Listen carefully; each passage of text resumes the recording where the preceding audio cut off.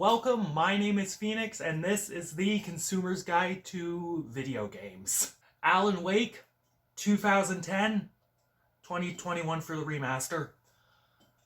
Sam Lake and Remedy Entertainment. Alan Wake is a third-person survival horror shooter game where the player takes control of the titular writer of the same name.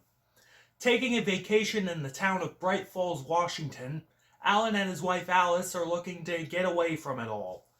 But when Alice tries to encourage Alan to write, the two have a massive spat and Alan rushes out in a state of rage. Alice is then kidnapped by a malevolent entity known as the Dark Presence, which takes the form of a woman named Barbara Jagger. When Alan tries to save his wife, he wakes up in the middle of the road after a car wreck a week later. Finding pages of a manuscript he seems to have written, Alan must fight his way through those possessed by darkness and save his wife. So, unlike a game like Streets of Rage 4, I ain't gonna gush that hard, but I'm still gonna warn you that there is a strong bias here. Almost 15 years ago, when I got an Xbox 360 for Christmas, one of the games that came with the console was Alan Wake. At that point, I was a cringy piece of shit teenager and not the smarmy, moderately less cringy critic you know today.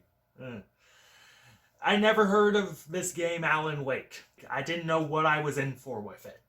When I played this game for the first time, my mind was blown.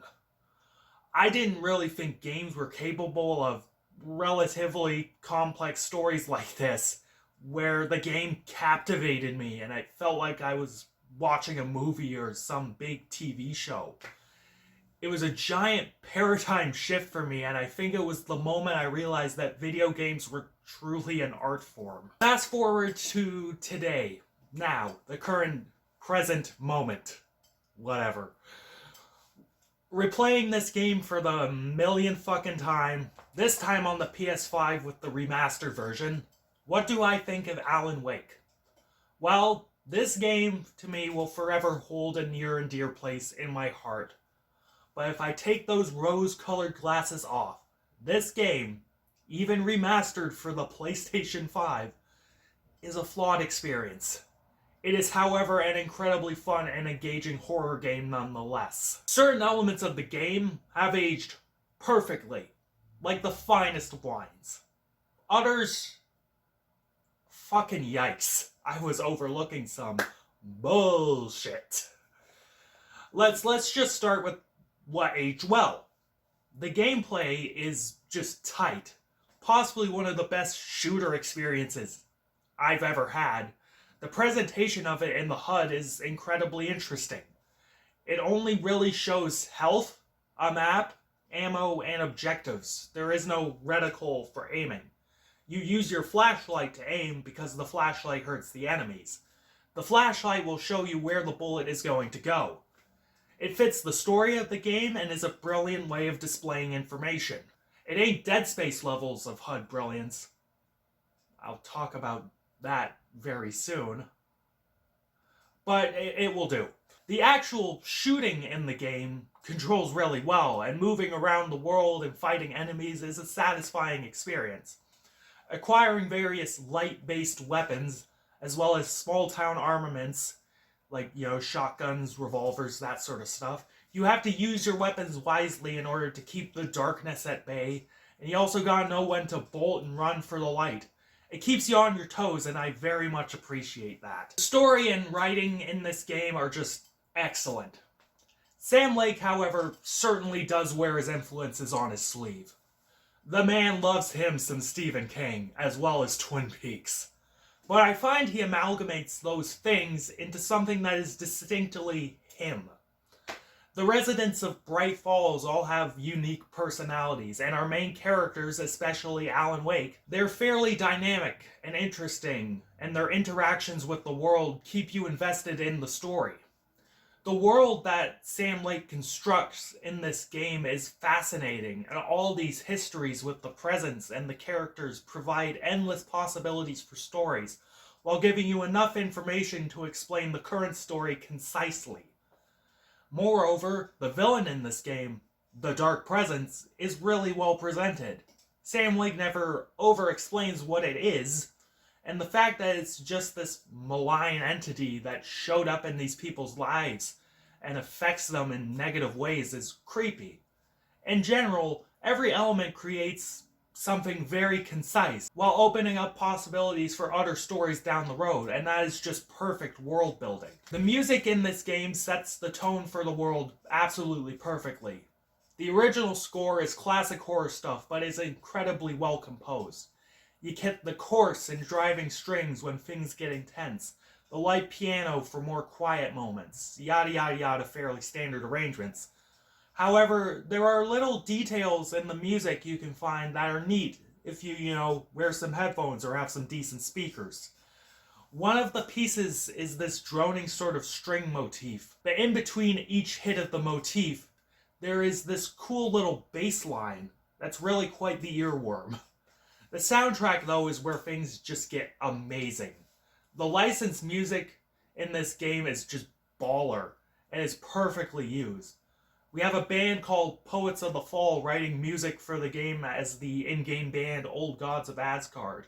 And while that shit is just peak butt rock, the lyrics are nice and they fit the story. The decision to end on Space Oddity was just brilliant, and the person in charge of music curation deserves a fucking medal.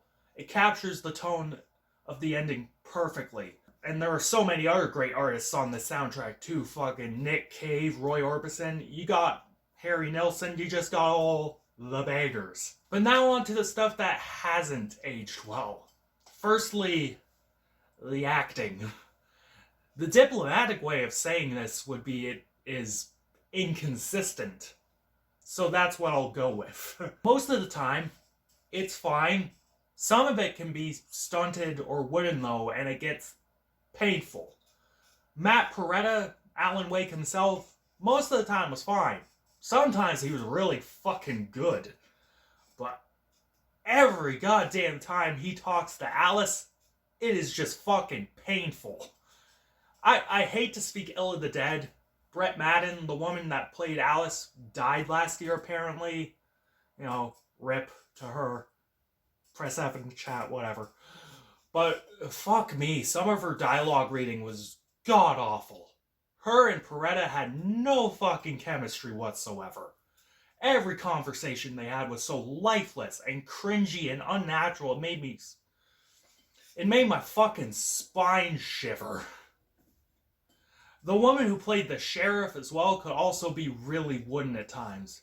Like, the whole cast was clearly trying, but they could not quite do this script 100% justice. The visuals as well are certainly dated. In terms of lighting and from a cinematography standpoint, I can't help but love how beautiful this game looks. The darkness of night and all the wind and fog that envelops the screen when enemies are nearby just oozes dread, and it gets you on the edge of your seat. The way the darkness oozes out of things, like this black billowing cloud of smoke, is quite scary to look at. But when it comes to character models and animations, that's where we start to lose me a bit. For the time period, this was certainly good, fine. It impressed me back in the day. But now, with over a decade more of gaming and a sharper eye and way more impressive graphics out there, the clunkiness can really be noticed. Even with a nice touch-up and being powered by the PS5, the in-game animations can be incredibly stiff and janky. The character models can look a tad blocky at points. It is clearly a 360 game, and it didn't exactly stand the test of time. Also, there was one scene with some really bad audio. Like, Alan Wake was mad at things, and he smashed a lamp on the ground, but it made, no fucking noise whatsoever. It was really stupid. Even when I do admit this game's faults, and its rough around the edges nature, the achievements of this game, particularly in gameplay and writing, are still enough for me to just absolutely adore Alan Wake. Reveling in classic spoopy horror like Stephen King and the quirkiness of David Lynch's small town vision, Alan Wake is an underrated gem that brings a smile to my face every time I play it.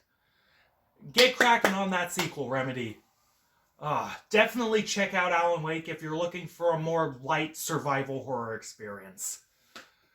And I'm feeling a 7.5 to an 8 out of 10 on this one.